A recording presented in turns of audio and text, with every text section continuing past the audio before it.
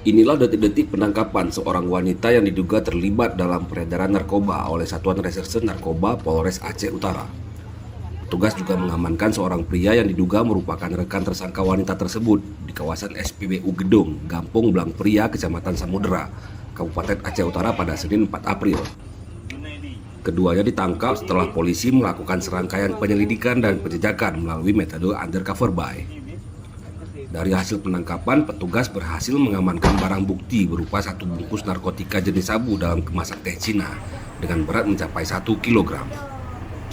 Kapolres Aceh Utara AKBP Tri Aprianto melalui Kasat Res Narkoba Ibtu Muhammad Rizal menjelaskan bahwa dua tersangka yang diamankan masing-masing berinisial J, 37 tahun, warga Gampung Kubu, Kecamatan Sawang, dan S, 41 tahun, warga Gampung Lucut, Kecamatan Sawang, Aceh Utara. Pasangan ini apakah mereka suami istri? Bukan, mereka adalah teman dalam bekerjasama terkait dengan peredaran barang bukti tersebut. Lantas bagaimana peran keduanya?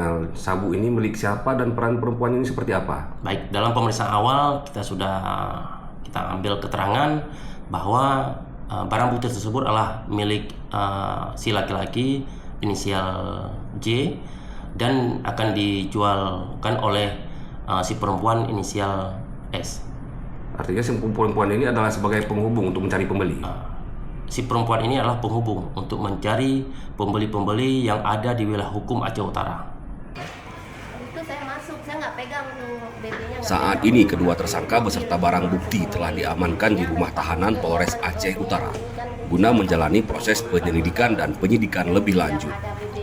Atas perbuatannya, kedua pelaku terancam hukuman berat sesuai dengan ketentuan Undang-Undang Narkotika yang berlaku. Polisi juga masih melakukan pengembangan guna mengungkap kemungkinan adanya jaringan lain yang terlibat dalam peredaran narkoba tersebut. Dari Polres Aceh Utara, tim Humas melaporkan.